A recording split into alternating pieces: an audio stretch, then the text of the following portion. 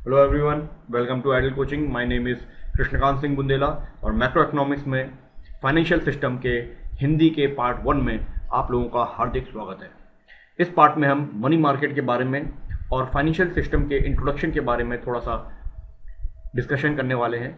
Financial system में वो सारे इंस्टीट्यूशनल अरेंजमेंट्स का एक सेट आता है जो फाइनेंस के सरप्लसेस को इकोनॉमी में मोबिलाइज करते हैं और उस सरप्लस यूनिट्स को डेफिसिट यूनिट्स की तरफ टर्न किया जाता है या ट्रांसफर किया जाता है।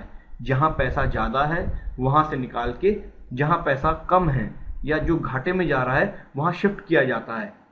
तो इस तरीके से फाइनेंशियल सिस्टम काम करता है। उनके अरेंजमेंट्स में क्या क्या आ सकता है, कंडीशंस आ सकती हैं कि गवर्निंग मैकेनिज्म क्या क्या है, प्रोडक्शन, डिस्ट्रीब्यूशन, एक्सचेंज, फाइनेंस को होल्ड कैसे किया जा रहा है, इंस्ट्रूमेंट्स कौन कौन से हैं, उनके फाइनेंशियल मार्केट्स क्या क्या हैं, ऑर्गेनाइजेशन जो ऑपरेट कर रही हैं वो कौन कौन सी हैं। तो ये सारी चीज़ें हम फाइनेंशियल सिस्टम में पढ़ेंगे। बेसिकली फाइनेंशियल सिस्टम में 3 प्रकार की चीज़ें आती हैं। एक होता है फाइनेंशियल असेट्स, एक होता है फाइनेंशियल मार्केट्स और एक होता है फाइनेंशियल इंस्टीट्यूशंस। फाइनेंशियल असेट्स में 2 चीज़ें आती हैं, प्राइमरी एसेट और सेकेंडरी एसेट। जैसे प्राइमरी एसेट्स वो होते हैं जिनको हम डायरेक्ट एसेट्स भी कहते हैं, वो रियल सेक्टर से जिनसे हम पैसा रेज कर सकते हैं कभी भी, जैसे बिल्स हो गए, बॉन्ड्स हो गए, इक्विटीज हो गई, बुक्स ऑफ डेप्ट हो गई। और जो सेकेंडरी एसेट्स होते हैं वो फाइनेंशियल इंस्टीट्यूट्स जैसे गवर्नमेंट एजेंसीज होती हैं, बैंक्स होते हैं, वो खुद इशू करती हैं और पैसा रेज करती हैं पब्लिक से। जैसे बैंक डिपॉजिट्स हो गए, लाइफ इंश्योरेंस पॉलिसीज हो गई, ये सारे लोग क्या करते हैं, पैसा इकट्ठा करते हैं हम लोगों से। तो ये भी एक तरीके का एसेट है, ये सेकेंडरी एसेट है। फाइनेंशियल मार्केट्स 2 प्रकार के होते हैं, मनी मार्केट और capital market. Basically money market क्या होता है, जो शॉर्ट टर्म मनी के बारे में बात करता है। शॉर्ट टर्म में कितना पैसा उधार यानी लोन पे दिया जा रहा है या कितना पैसा खर्च किया जा रहा है शॉर्ट टर्म के लिए। शॉर्ट टर्म सिक्योरिटीज एक्सचेंज की जाती हैं और अगर हम उसे लॉन्ग टर्म कर देते हैं तो हमको कैपिटल मार्केट में जाना पड़ता है, जहां फंड को लोन में दिया जाता है बड़े टाइम के लिए, लंबे टाइम के लिए। फाइनेंशियल इंस्टीट्यूशंस को बैंक्स या नॉन बैंकिंग में हम डिवाइड कर सकते हैं। इसको समझाने के लिए ज़रूरत नहीं है, इस पर मैं एक बहुत लंबा लेक्चर बनाऊंगा बाद में। कमर्शियल बैंक्स क्या होते हैं, सेंट्रल बैंक क्या होता है, ये सारी चीज़ें आएंगी उसमें। लेकिन अभी इतना समझ लीजिए कि फाइनेंशियल इंस्टीट्यूट्स 2 प्रकार से हैं। एक बैंक्स जो हम जानते ही हैं, एक नॉन बैंकिंग भी होती हैं जो हमको लोन वगैरह देते हैं, फाइनेंशियल इंस्टीट्यूशंस होते हैं। एक बेसिक फ़र्क होता है बैंक्स और नॉन बैंकिंग में कि बैंक आपको डिमांड डिपॉजिट करने देता है या क्रेडिट क्रिएट करने देता है, लेकिन नॉन बैंकिंग आपको डिमांड डिपॉजिट नहीं करने देते कि आप लंबे समय तक वहाँ पैसा डिपॉजिट करके रखिए, ये सब नहीं होता वहाँ। खैर, तो मनी मार्केट में आते हैं। मनी मार्केट के सबसे पहले कॉन्स्टिट्यूएंट्स क्या क्या हैं, इसमें क्या क्या शामिल होती हैं चीज़ें। इसमें एक खरीदार होता है, एक बेचने वाला होता है, और ये खरीदना और बेचना उधार पे भी होता है। लेंडिंग और बोरोइंग होती है। इसमें ट्रेजरी बिल्स बनाए जाते हैं, कमर्शियल बिल्स बनाए जाते हैं, और तो और जो मनी है उसका एक प्रॉपर रेट ऑफ इंटरेस्ट भी मिलता है। इन सब पर हम डिटेल डिस्कशन करेंगे अभी। मनी मार्केट में एक चीज़ और समझने की बात है कि ये हेट्रोजीनियस है, यानी इट इज़ नॉट होमोजीनियस। इसमें केवल एक मार्केट नहीं है, इसमें कई मार्केट आते हैं, जैसे कॉल मनी मार्केट्स आता है, ट्रेड बिल मार्केट्स आता है। इसके अलावा मनी मार्केट में जो पार्टिसिपेंट्स हैं वो हैं ट्रेडर्स, मैन्युफैक्चरर्स, स्पेक्युलेटर्स, गवर्नमेंट इंस्टीट्यूट्स और इनको पैसे देने वाले commercial banks, central banks, non banking institutions. Money market में शॉर्ट टर्म लोन्स दिए जाते हैं, 1 दिन का भी हो सकता है, 1 हफ्ते का भी हो सकता है, 1 महीने का भी हो सकता है, 3 महीने का या 6 महीने का। ये सब शॉर्ट टर्म लोन्स जो कहलाते हैं ये मनी मार्केट में आते हैं। इसके अलावा मनी मार्केट के और भी फीचर्स हैं, जैसे नियर मनी एसेट्स जो भी होते हैं, जो जल्दी पैसे में कन्वर्ट हो जाते हैं, उनको हम मनी मार्केट में लेते हैं। फिजिकल कॉन्टैक्ट अगर ना हो पाए 2 लोगों के बीच में, जो लेंडर्स और बोरोअर्स हैं या बायर्स और सेलर्स हैं, तो ज़रूरी नहीं है कि उनका फिजिकल कॉन्टैक्ट हो, वो मिले ही।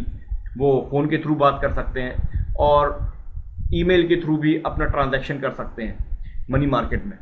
इसके अलावा मनी मार्केट का एक और अच्छा फीचर ये है कि ये डिफरेंट है कैपिटल मार्केट से। कैपिटल मार्केट आपको पता है लंबे समय के लिए होता है और money market short term loan होता है, इसलिए ये कैपिटल मार्केट से थोड़ा डिफरेंट है। अब हम आते हैं स्ट्रक्चर ऑफ मनी मार्केट में। इसमें सबसे पहले कोलेटरल लोन मार्केट में आते हैं। ये क्या होता है? जब हम किसी से लोन लेते हैं सिक्योरिटीज के बिहाफ पे, जैसे स्टॉक्स हो गए या बॉन्ड्स हो गए, हमारे पास कुछ शेयर्स रखे हैं या बॉन्ड्स रखे हैं, उनको हम देते हैं और उसके एवज में हम लोन लेते हैं, उसको बोलते हैं कोलेटरल लोन मार्केट। ये एक थोड़े महीने के लिए दिया जाता है, कुछ महीनों के लिए, और इसमें सिक्योरिटीज बैक्ड होती हैं और ये जब लौटाया जाता है पैसा तो आपको आपकी सिक्योरिटीज लौटा दी जाती हैं। अगर आप नहीं लौटा पाए पैसा तो वो सिक्योरिटीज उनकी हो जाती हैं। कमर्शियल बैंक्स, प्राइवेट पार्टीज इस तरीके का लोन दिया करती हैं। इसके बाद हम आते हैं, एक और स्ट्रक्चर होता है कॉल मनी मार्केट का। ये कैसा होता है? एक्चुअली कॉल मनी मार्केट एक ऐसा मार्केट है जहां पर बहुत कम समय के लिए पैसा दिया जाता है, महीनों नहीं, मुश्किल से एक हफ्ता और 1 डे भी हो सकता है। इसमें कोई सिक्योरिटी नहीं ली जाती है, केवल लोन दे दिया जाता है और बहुत कम लो रेट ऑफ इंटरेस्ट लगता है और हाईली लिक्विड होता है, तुरंत दे दिया जाता है। असल में ये जो कॉल मनी मार्केट है बैंक के बीच में होता है, बैंक किसी व्यक्ति को नहीं देती, बैंक्स के बीच में होता है। बैंक को पैसे की जरूरत होती है तो दूसरे बैंक से ले लेती है, फिर दूसरा बैंक तीसरे बैंक से ले लेती है। इस तरीके के इनके बीच में जो मार्केटिंग होती है पैसों की, उसको हम कॉल मनी मार्केट कहते हैं। ओके, इसके बाद हम आते हैं, एक और चीज है स्ट्रक्चर ऑफ मनी मार्केट में, and that is acceptance market. ये क्या होता है? ये इतना सुंदर डायग्राम देख रहे हैं आप लोग, ये है कंपनी ए, ये है कंट्री ए। किसी एक कंट्री ए में एक कंपनी है ए और किसी एक कंट्री बी में कंपनी है बी, और इनके बीच में ये समंदर है और इंटरनेशनल ट्रेड होनी है। अगर कंपनी ए बोलती है कि मुझे 100 कंप्यूटर्स आप भेज दीजिए, तो ये बोलते हैं ओके, पेमेंट कब करेंगे? बोले पेमेंट हम आपको फ्यूचर में करेंगे। तो ये बोलती है कि हम आपकी बात कैसे मान लें, हम इतना बड़ा असाइनमेंट आपको दे रहे हैं 100 कंप्यूटर्स का, तो आप इसके बदले में पैसे हमको फ्यूचर में देंगे नहीं देंगे हम कैसे मान लें? आप तो वो अथॉरिटी है नहीं, आप पर ट्रस्ट कैसे किया जाए? तो फिर एक और संस्था आती है, that is bank. Company A bank को रिक्वेस्ट करती है कि आप मेरे बिहाफ पर एक लेटर ऑफ क्रेडिट इशू कर दीजिए कंपनी बी के नाम पर। तो वो एक बैंकर्स एक्सेप्टेंस लेटर तैयार कर देती है बैंक कंपनी बी के नाम पर। वो बोलती है कि आप इससे डील कर सकते हैं, इस कंपनी से, इनका पैसा मेरे पास जमा है और उसमें से मैं आपको पैसा फलाने डेट पर दे दूंगा। बैंक ये एक्सेप्ट करती है, इसको बोलते हैं एक्सेप्टेंस मार्केट। ओके, इसके बाद हम आते हैं, एक और मार्केट है जिसमें ट्रेजरी बिल्स होते हैं, इसको बिल मार्केट बोलते हैं। इसमें बिल्स ऑफ एक्सचेंज भी होते हैं, ट्रेजरी बिल्स भी होते हैं। जैसे एक व्यक्ति है जिसको हम ड्रॉयर या सेलर बोल सकते हैं, जो बेचता है सामान, और एक व्यक्ति है जो ड्रॉई है या बायर है।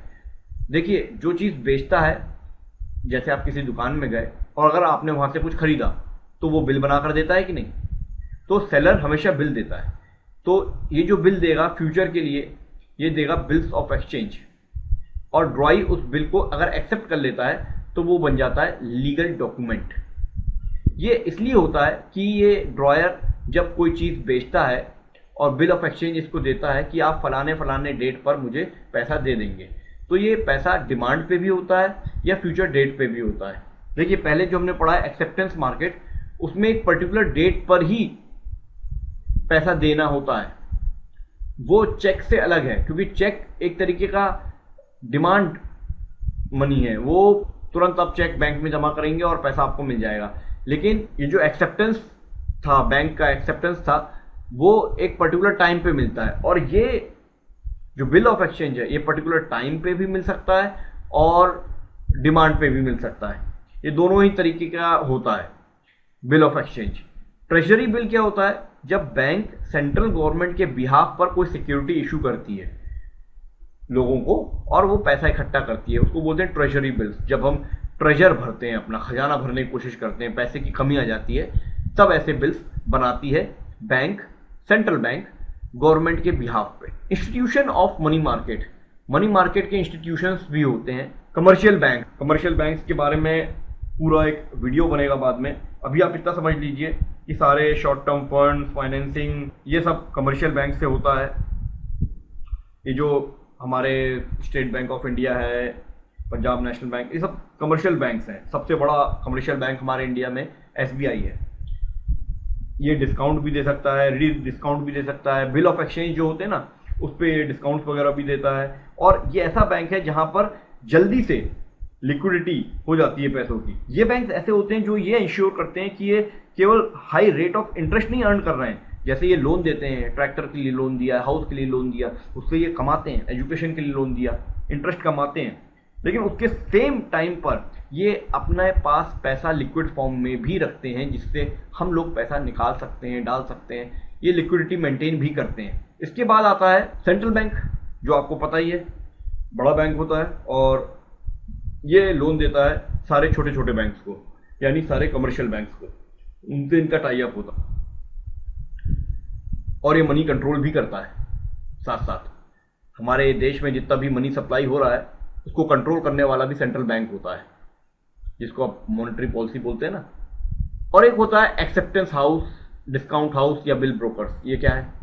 एक्चुअली ये है तो बैंक के ही काम, लेकिन जब देश बड़ा हो जाता है और बहुत विकसित हो जाता है तो उसमें बैंक का काम हल्का करने के लिए एक्सेप्टेंस हाउस बना देते हैं, जो केवल बैंकर्स एक्सेप्टेंस बिल इशू करेगा। डिस्काउंट हाउस बना देते हैं जो डिस्काउंट देता है। बिल ब्रोकर्स बना देते हैं जो बिल ऑफ एक्सचेंज वगैरह पर ध्यान देंगे। अलग अलग डिपार्टमेंट बना दिए एक तरीके से। बड़े बड़े देशों में होता है जो डेवलप्ड है। इसके अलावा इंस्टीट्यूट्स होते हैं non banking financial institute. Non banking आपको पता ही है, जो बैंक से रिलेटेड ना हो, जैसे इंश्योरेंस, ये भी पैसा देते हैं। ये भी इंस्टीट्यूट है मनी मार्केट के। तो ये सब चीजें एक जनरल नॉलेज थी मनी मार्केट के बारे में। इसके बाद हम अगले वीडियो में देखेंगे कैपिटल मार्केट क्या होता है।